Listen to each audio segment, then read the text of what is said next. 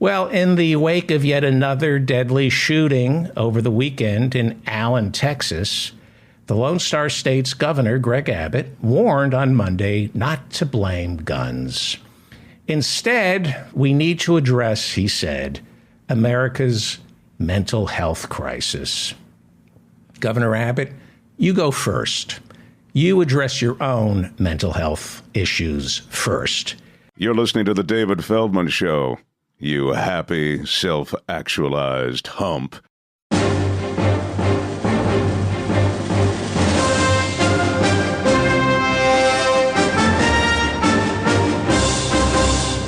Greg Abbott is the last person in America who should be talking about mental illness. Now, according to Newsweek, let me go full screen here so you can see this. According to Newsweek, more than 17% of Texans don't have health insurance, and that is twice the national average. 1 million children. This is, you can't get an abortion in Texas, but 1 million children in Texas have zero health insurance. These are poor children, so when they get sick, their parents must go out of pocket so they can see a doctor. Well, how likely are they to take their child to a doctor if they have to go out of pocket? This is the pro-life, fetuses are precious state. Most importantly, though, while Texas Governor Greg Abbott calls mental illness the leading cause of gun violence, Texas ranks dead last in providing mental health treatment to its citizens. Dead last. In Texas, you can get a gun. You just can't get a shrink to discuss why you think you need a gun. Plenty of guns in Texas, and, there's an epidemic of mass shootings in Texas, and there's also an epidemic of Texans firing their weapons. Talk to people who live in rural or suburban parts of Texas. Forget the gun deaths for a second. That's a serious problem. I'm not trivializing that, but put a pin in it for a second. If you live in rural or suburban Texas and you want peace and quiet, good luck. Chances are one of your idiot neighbors is doing target practice. That's if you're lucky. If you're lucky, it's target practice. More likely, he's drunk and firing his weapon randomly into the air to let off some steam. If you call 911 to report your neighbor firing his weapon, the police take hours to respond in Texas because it's probably a police officer firing his weapon for shits and giggles. And God forbid you're poor. God forbid you live in a poor segment of town in Texas. The police will not respond until bodies are piling up. If you live in Texas, guns are going off all the time, and you have no idea whether someone's being shot at on purpose or by accident. Ambient noise in Texas is the incessant sound of gunfire. Now imagine the toll that takes on your emotional well-being. Imagine what hearing the din of gunshots does to veterans, to anyone suffering from PTSD. One never gets used to the sound of gunfire off in the distance. So where do Texans find peace and quiet? Where are the guarantees that my neighbor's bullets don't land on my property or children? There are none in Texas. To get peace and quiet, to be free from the constant pop, pop, pop, you need to own land, and a lot of it. You need to be away from people, and that requires money. The rich in Texas are immune to all of this. I can assure you the gun manufacturers, Wayne LaPierre, who heads the NRA, they don't hear the weapons they force on us.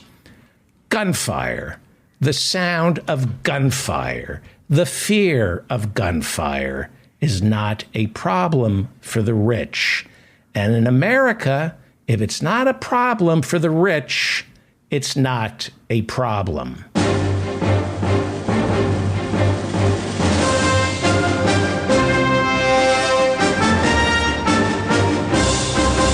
You're listening to The David Feldman Show, you happy, self-actualized hump. We can watch you eat. That's not a problem. You're not a sloppy eater. It's time for the Hirschenfelds. Dr. Philip Hirschenfeld is a Freudian psychoanalyst. He's the real deal. And Ethan Hirschenfeld. And Ethan Hirschenfeld is a fresser. That means eating, I believe. He's a fresser. It means eating like an animal. That's what fresser means. And author of Today Is Now, written by his alter ego, Dr. Samuel Benjamin. What's the Freudian slip there? Why did I call you an alter ego? Well, I think, David, it evinces a keen understanding on your part of what a fervent patriot I am. The land of the free, America. And I'm not just fervent, but I'm violently fervent, like an eagle. I have talons, and I people have always said, that guy's really talented. That's what they were saying. He has talents, yeah. You have a chihuahua licking your lips. Interestingly, before the eagle was chosen by Ben Franklin, they say people know that he proposed the turkey. But actually, before that, he proposed the chihuahua. That was Benjamin Franklin's first suggestion. But Mexico beat him to it. Now, is that love? Now, you say dogs love. That's love, or is that food? That's peanut butter. She loves peanut butter. She loves peanut butter. Yeah. Okay. I'm thinking of the joke Dr. Hirschenfeld told last week. I thought you were. That you have to go back and listen to episode 1455, I believe, would be that joke. So, actually, 1455, interestingly, that's the year the Diet of Worms. I don't know if you remember that. A famous episode that many high school sophomores have fallen asleep learning. The Diet of Worms, Yeah. which I believe the Chihuahua is suffering from. Exactly right. What is the diet? I know diet is the name of the Japanese parliament, but what was the Diet of Worms? The Diet of Worms was an assembly of prelates and vicars from various religious communities, mostly Episcopalians, during the early Middle Ages, which the early Middle Ages was an area of particular interest to me in school. And they got together, and the reason they all got together was because there was an unlimited buffet. This was of worms. This was the actual first time that someone had ever come up with the concept of an unlimited amount to eat in the middle of the day. The bottomless brunch, that's where that was invented. And, people say that really is what began the beginning of the Renaissance, which was, of course, the coming out of the Dark Ages. So that's really what got it going, the unlimited food. Because before that, it was just a lot of napping, because that's what the Dark Ages. So you're saying acid reflux it sparked the Renaissance. It's the rebirth of food, tasting what was tasted once before. So I know you have some stuff you want to talk about. We do have a topic, but it melds in with your topic. Our topic is, and I saw this. Don't rope me into what do you mean me? What do you mean we, Kemosabe? You agreed. You agreed to this. Throwing the doctor under the bus. Unbelievable. Go ahead. I don't know, David, if you're partial to science, but there've been videos the last couple of days online of a sun a gazillion miles from here that they captured on this big telescope whirling around. And what you see is you see the sun, and then some small thing is whipping around it faster and faster and smoking. And what that is a planet that's being drawn in closer and closer by gravity, and then eventually just burns up and goes into this sun.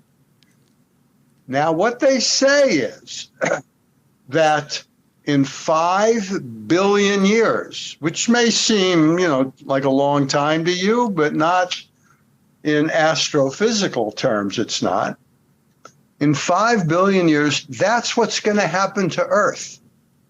So buy asbestos. Invest in asbestos now. Is that the... Even asbestos. The pyramids will go up in smoke. The Shakespeare, the Bible, everything. So, what? Yeah, okay, talk. Go ahead. No, I just... Well, excuse me, as a psychiatrist, are you trying to drum up business by making everyone depressed? You're saying it's all meaningless? It's all going to be washed away? This is depressing. Go ahead, Ethan. I was gonna say that it's not news. We know that things are going badly, and the good news, if you're worried about the explosion of planet Earth, or the fact that planet Earth will be devoured in a fiery apocalyptic holocaust in 5 billion years. The good news is there's a lot of horrible shit that's happening right now and tomorrow. You don't have to wait for that. So if that upsets you, you don't have to wait. So no need to be patient. But there's also a lot of good stuff happening. Absolutely. A lot of great stuff. A lot of great stuff. I mean... Yeah. Now, you sent me an article about cold baths. And this made me laugh really hard. I was lying in bed trying to fall asleep. We know that Ethan swims in the ocean during the winter. And there's now evidence, according to this article, that cold baths are very healthy for you. And you can buy a plunge tub for $5,000 with a built-in thermometer, and it's like swimming in the ocean. You can buy these luxury tubs. You can buy the ice in a barrel, it's called, $1,200. They'll send you a barrel. You have to provide your own ice, and then you just jump into the barrel, and it's $1,200. You can also achieve the same effect with a garbage pail. That's all you need. You need a garbage pail. Like when you would throw a party in college and you needed to get a lot of beer. Uh-huh. You just need a garbage can. Or an ice bath. An ice bath. Yeah. Use your bathtub. Or just take a shower. Turn it on cold. The water comes out of the pipes here in New York somewhere in the 40s. That's the temperature that you get in the ocean in the winter. You know what I do? Yeah. I go to Yankee Stadium before the game starts and sit in the urinals. Right? They have all of ice. Yeah. They're full of ice. Okay. But it is amazing that you take something as simple as swimming in the ocean or an ice bath, and they figure out a way to charge you $5,000 for it. So going back to this smoking planet, go ahead. Can I just say one corollary to that before we move on, which was that when I started doing this regularly during the beginning of the pandemic, at least once a week when I was there in the bay in the cold water, someone walking on the beach would yell out to me the name Wim Hof, because Wim Hof is this guy who then became the guru of this cold swimming. If I had $1 for every time someone yelled that guy's name at me when I was swimming, it was a similar thing where someone wants to make a business out of this thing. Someone's going to make a business and sell you a bath, but also there's going to be a guru instantly for some activity that's just jumping in some cold water. You don't need a guru. So anyhow, go on. I want to ask about the smoking planet circling that star, but Is it healthy to take a cold shower every day? To the point where, because when I take a very cold shower, I'm worried I'm going to get like a heart attack. Yeah, well, that's the one risk. If you do have cardiac problems and before you start doing these cold plunges, they say you should get a checkup from your doctor or a cardiologist.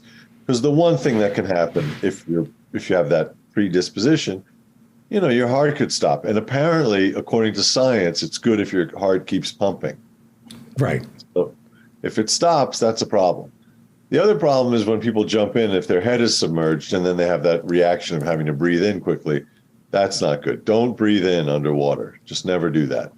By the way, if you're interested in cold showers, you might want to date my third wife.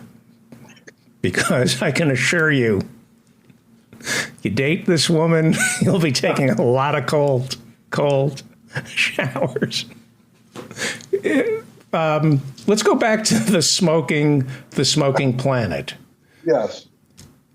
Is that unusual, or it's happening all over the universe? I think this was just the first time it was ever captured on video. I'm sure there are trillions of stars out there. It must be happening right now somewhere. In fact, it probably already happened. We're just seeing it. Well, that's true. Oh, yes, for sure. So we're looking at something that no longer exists. My father said, don't think about these things. Okay. But nothing good will come of thinking about this. Do you remember in Annie Hall where this little kid is taken to his doctor and the mother says, tell him to do his homework? And the doctor, while smoking a Pall Mall, says, why are you doing your homework? And he says, because the universe is expanding. And he says, we're all going to die. And I think the mother says, what does that have to do with you? Which is...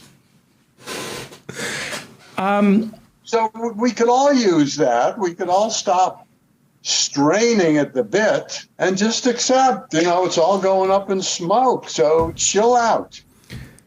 The powerlessness. I was on the phone with somebody representing a corporation this week, and I couldn't tell if I was depressed, angry, and sad before I was on the phone with this representative from the corporation, or the corporation was making me depressed, angry, and sad, and dehumanizing me. And I kept asking, it was a bank. I was trying to solve a problem, and I kept asking to speak to a supervisor.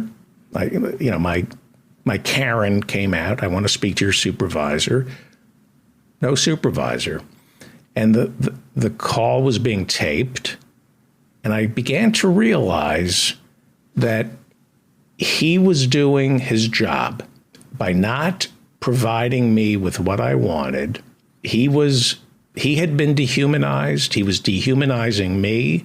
And I kept saying, somebody's going to listen to this tape. It's being taped.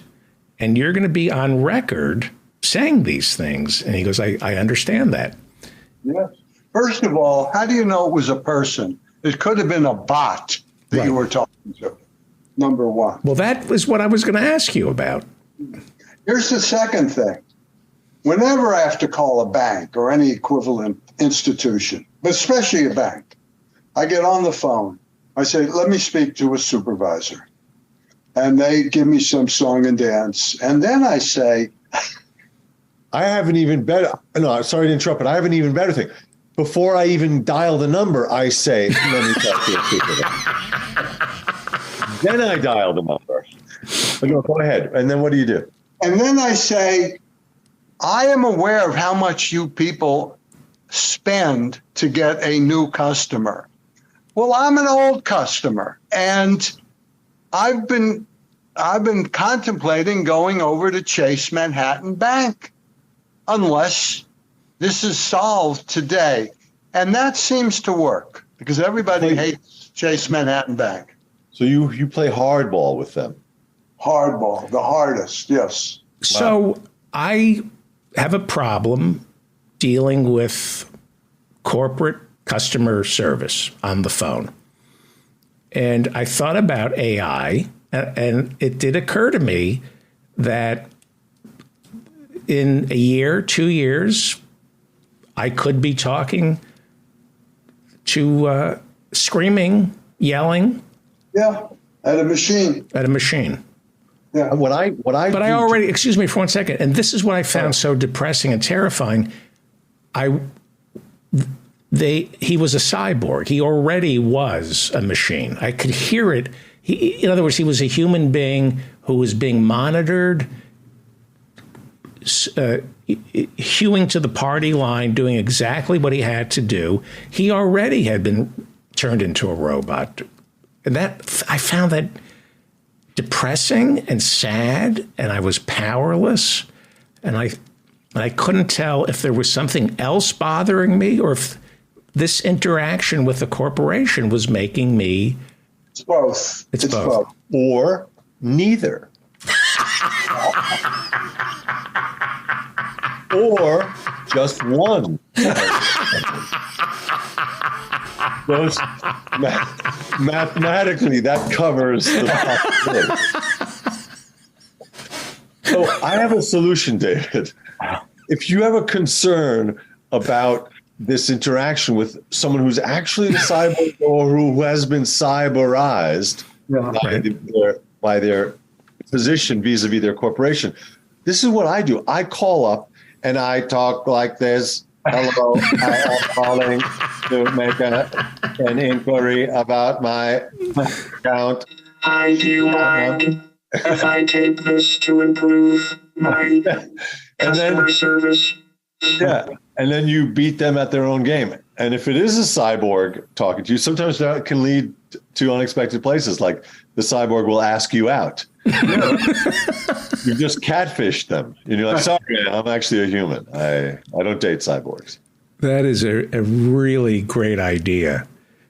I should sit around with you and wait for the phone to ring or call the bank and say, I am artificial intelligence working for David Feldman. Do you mind if we record this to provide better service to Chase Manhattan? Oh, my God. Well, Ethan, should we tell him the big secret? Sorry, David. Something we've been meaning to tell you for 3 years. I died 10 years ago.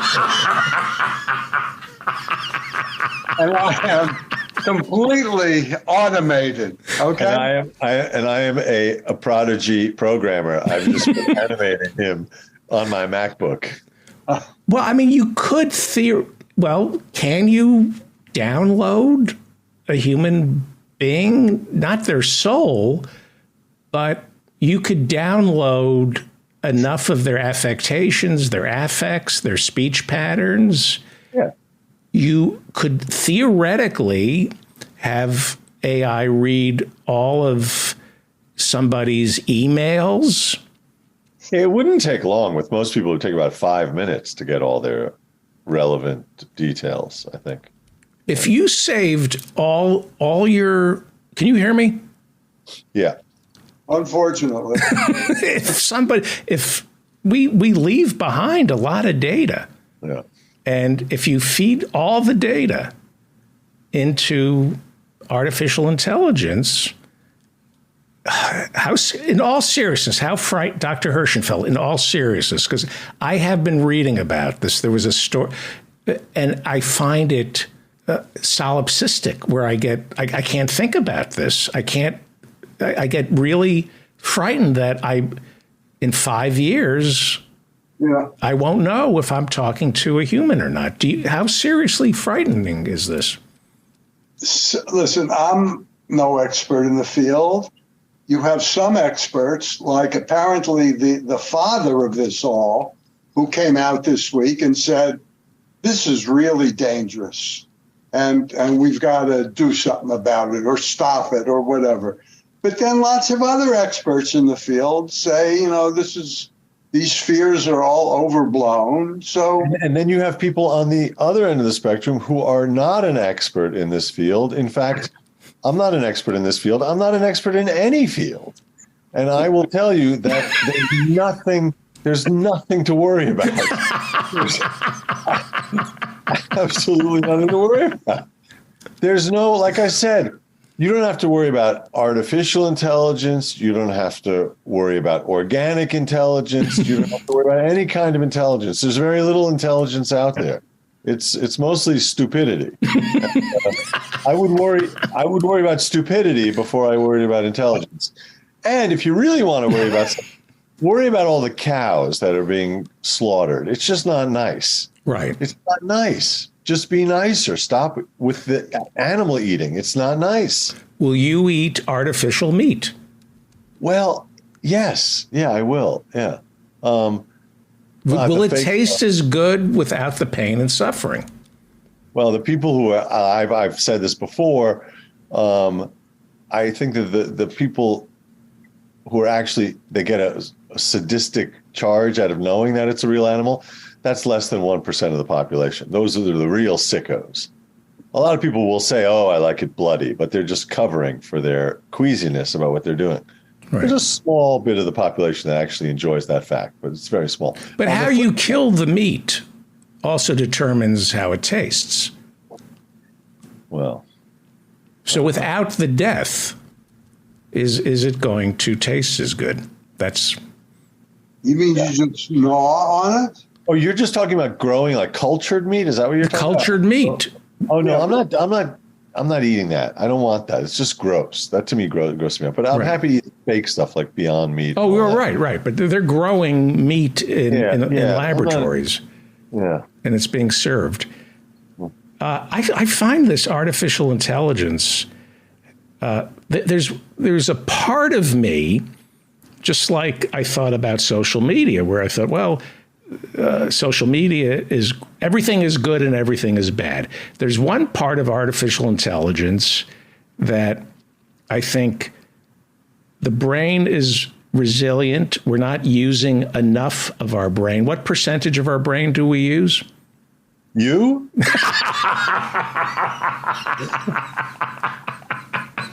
You're using 100%, David.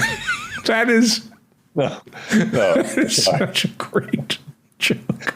No, that's sort of a joke. I have to give credit to someone who was a student at the American Comedy Institute. She was a retired teacher. I'm sorry I don't remember her name, but she told what was one of the great jokes ever. And she was just starting out in comedy. She said she used to work as a teacher, and she was teaching a math class, and some kid raises his hand and said, yeah, but am I really going to have to know this stuff when I grow up? And she said, you know. But yours is more elegant.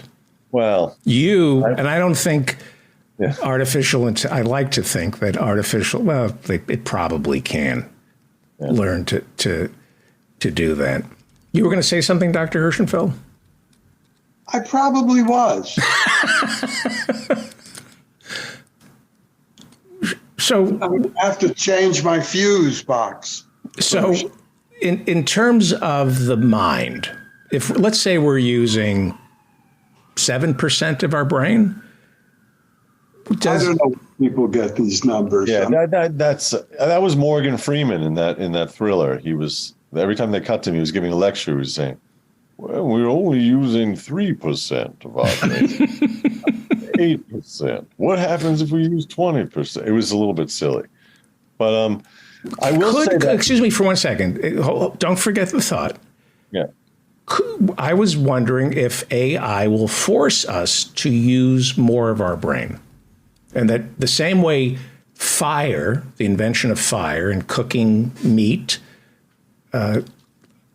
made our brains and heads bigger, and is it conceivable? It was also great for the restaurant business. You see, David, that what you just said, what you just inadvertently said, should be thought about in terms of every new invention, the cotton gin, the steamship, calamity. This is going to be the end of civilization. The slinky.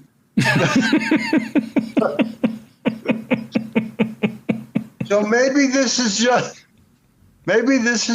the human reaction to anything new that we don't quite understand. It's going to be the death of us. Yeah.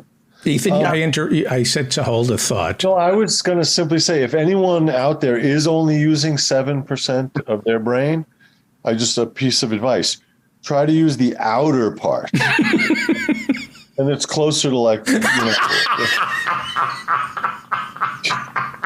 your face, just neurologically speaking.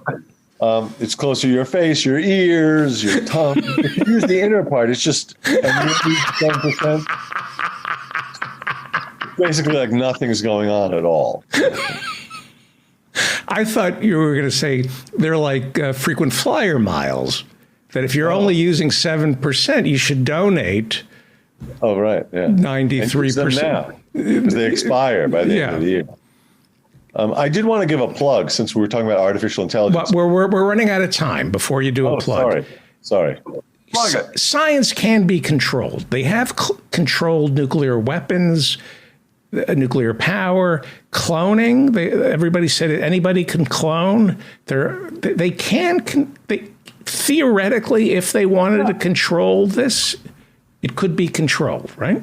Yeah. And we have North Korea and Iran. When we talk about controlling, nuclear weapons, maybe not all the time. Go ahead, Ethan. No, I was going to say, I've read about that also. There are ways, the minute they released ChatGPT, then a week later they had put some controls on it to, make it a little less scary.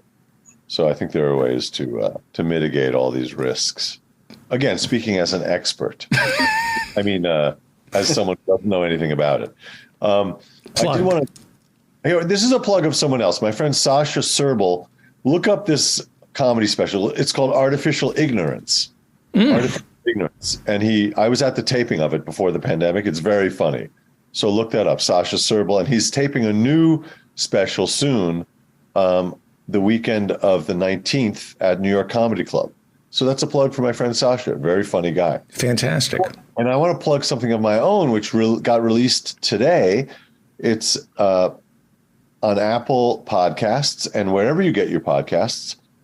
It is season 2, episode 1 of a narrative podcast called A Blind Play of Social Forces, which is a quote from Richard Wright from Native Son.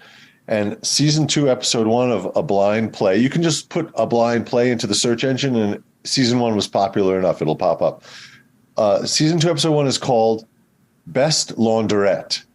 It's like an old-timey radio drama, and I actually have the lead role. I play a guy who is a Kosovo-Albanian refugee who owns a laundrette or runs a laundrette, and it's a sort of, the writer calls it not a love story, but a loss story.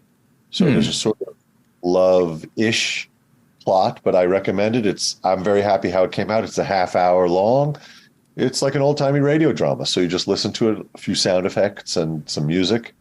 So please have a listen. And if you like it, please subscribe to it, say that you like it, and then share it. Thank you. A Blind Play of Social Forces. Best Laundrette. Best Laundrette. Thank you. People should hire Ethan to come to corporations to deliver lectures as an expert. As I listen to you, I can imagine you, half the room believing everything you say about anyway, what are you reading, Dr. Hirschenfeld, before you go? First of all, I want to take credit for that quality of Ethan, because I talk in an expert way about anything that gets on the table. And my wife always says, let me look that up on Google. And is Google, does it back you up? Often, but not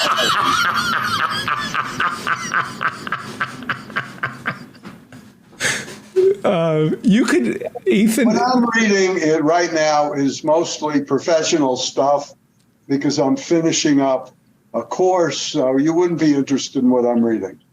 Okay. We should go ahead. Next time we do this in front of a virtual studio audience, Ethan should be an expert on anything and people should just ask you questions on any topic. Go ahead. It's the in Yiddish it's bubamaisis, in Irish it's malarkey. It's that I think a lot of cultures have it. Yeah. Just that desire and enjoyment of bullshitting. Yeah, that's all I wanted to say. Oh, the other thing I wanted to encourage people to do. I've been in touch with people at the office of Lincoln Ressler, who is the city councilman who represents my little region. I've been lobbying for several decades to get a city trash bin on my corner because my buildings are the only game in town, so people really bomb it. And just today, after it's really been 25 years, it appeared. So what I wanted to say is the wheels of city government move very slowly, but you too could get a city trash can if you have 25 years to burn. How does it feel getting? It's amazing. I'm just. Have you used it? I haven't used it. I feel like it's like a new car. I don't want to. The new trash can smell. It has that. Yeah, I'm hanging a little somewhere. Great. Thank you. Congratulations. I can't wait to see it. Yeah, I'll send a photo. Thank you. Thank you, Dr. Hirschenfeld. Thank you, Ethan. Bye. Great.